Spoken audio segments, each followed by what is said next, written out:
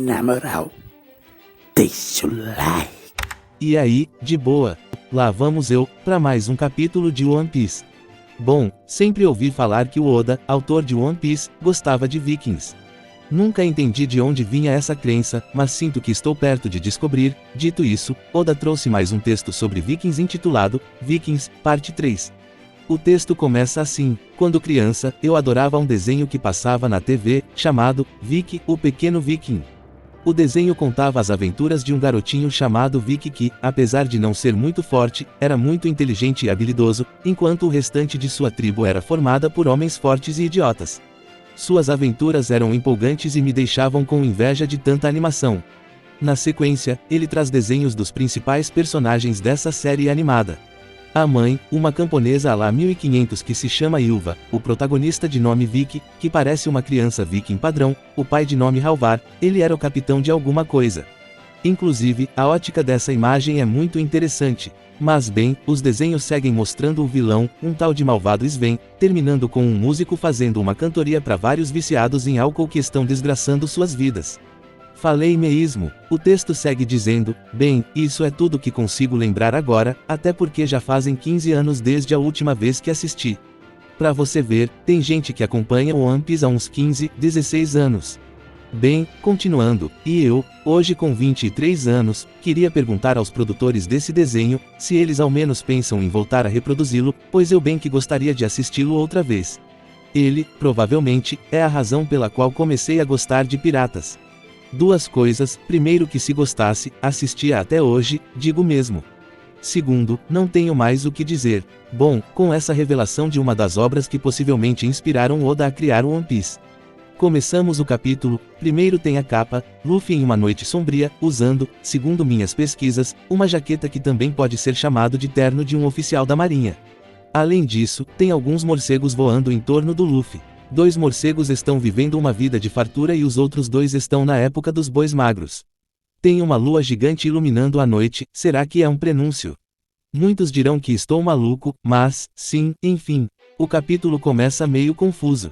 Isso porque, no final do capítulo 13, Bug recebe a notícia de que o Moji foi derrotado por outra pessoa, mas agora parece que o Bug só descobre quando o próprio Moji volta todo lascado. O final do capítulo anterior e o início desse não se conectam. Talvez por um erro de tradução. Encontrei a data do lançamento do volume. No Japão foi lançado em 3 de abril de 1998 e no Brasil foi lançado dia 1º de março de 2012. Bom, de qualquer forma, a cena segue mostrando o Moji destruído. Ele tenta se comunicar, se concentrando para relatar o que aprendeu sobre o chapéu de palha. Confesso que não entendi como o Bug entendeu que o Moji apanhou para o Luffy, mas tudo bem. Dito isso, Moji, que estava só o bagaço, não conseguiu se comunicar com clareza. Ele soltou algumas letras que nem sei se são consideradas palavras. Bom, acha.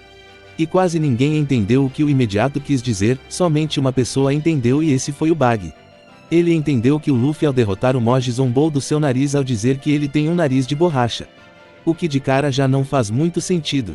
E o Moji chegou a falar, homem de borracha, mas ninguém ouviu. O Bug precisa de terapia, na moral. O cara é muito complexado com o nariz dele. E olha que é preciso bastante confiança para sair por aí andando pintado de palhaço sem ser um animador de festas. Bom, enquanto o Bug ordena que armem o canhão com uma Bug Dama.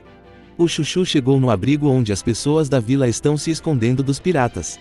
O abrigo fica fora da cidade, atravessando um rio. Agora vale o comentário: esse abrigo do pessoal da vila é uma sacanagem. Tenho memórias de na animação o abrigo possuir muros altos, acho que de madeira.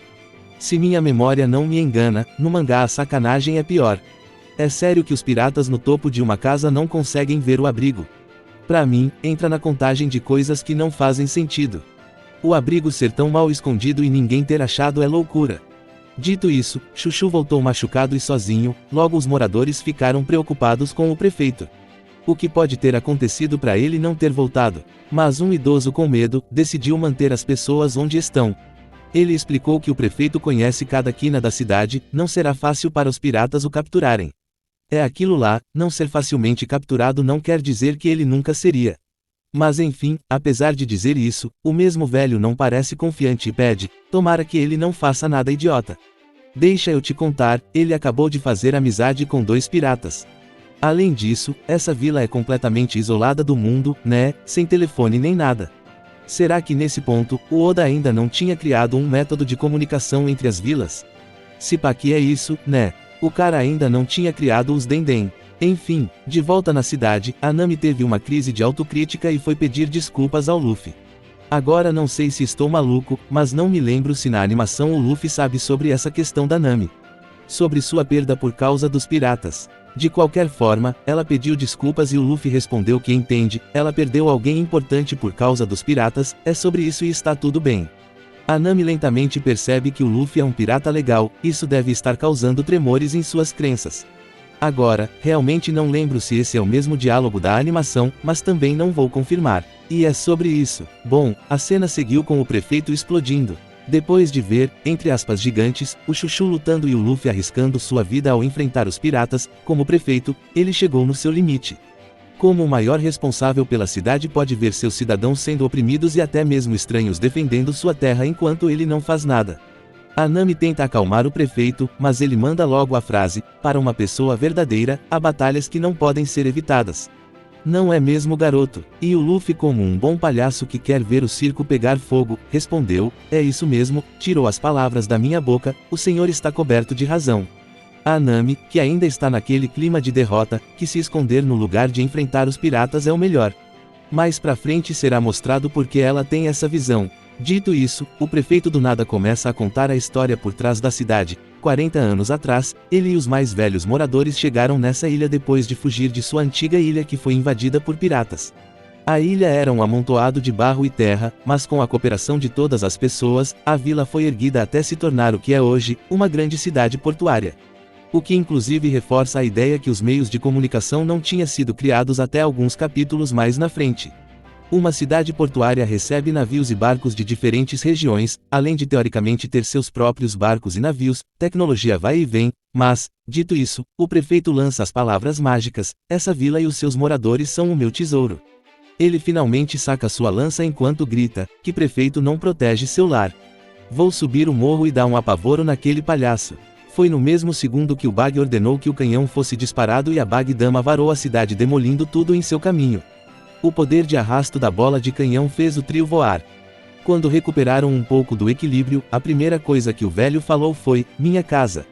Já o Luffy foi legal e lembrou do Zoro, vou dar um desconto, o velho nem sabe o nome do Zoro. Depois que foi lembrado, ficou o prefeito e o Luffy preocupados.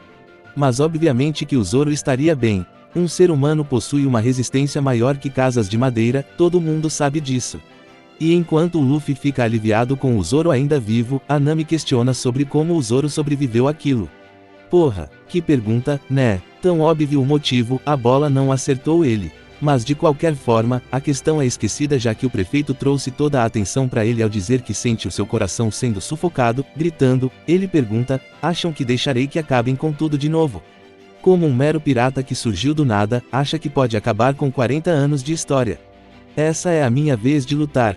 O prefeito tenta sair correndo, mas a Nami o segura dizendo que é perigoso. Mas, com lágrimas nos olhos, o prefeito diz que sabe muito bem que é perigoso. Se solta e corre na direção dos piratas. Em uma linha do tempo paralela, o prefeito toma uma bala de canhão nos peitos e vai de caixa. Nessa linha, Zoro e Luffy decidem interferir. Luffy diz que não vai deixar o velho morrer porque gostou dele e, quando foi questionado sobre sua confiança, ele ignora e diz, nosso destino é a grande linha. Vamos roubar o mapa mais uma vez. Ele segue perguntando se a Nami vem também, afinal, ela também quer ir para lá. Dessa vez, a Nami aceita, mas ela não será uma pirata. Ela deixa claro que é simplesmente um trabalho de cooperação enquanto eles tiverem um objetivo em comum. Nesse momento, o cenário muda, temos o prefeito chegando bem na hora em que a segunda Bag Dama seria disparada. E Bag encara o velho sem saber nem quem ele é. Então voltamos para o trio, Zoro ainda machucado, diz que ficará bem quando a Nami pergunta sobre o seu ferimento, ele coloca a bandana na cabeça enquanto diz, pior que minha ferida na barriga, é a ferida na minha reputação, tudo que fiz na última batalha foi apanhar. Com isso dito, o trio partiu para salvar o prefeito que, como disse, em uma linha do tempo paralela, já estaria no outro mundo. E foi isso, terminamos o capítulo 14, Imprudência.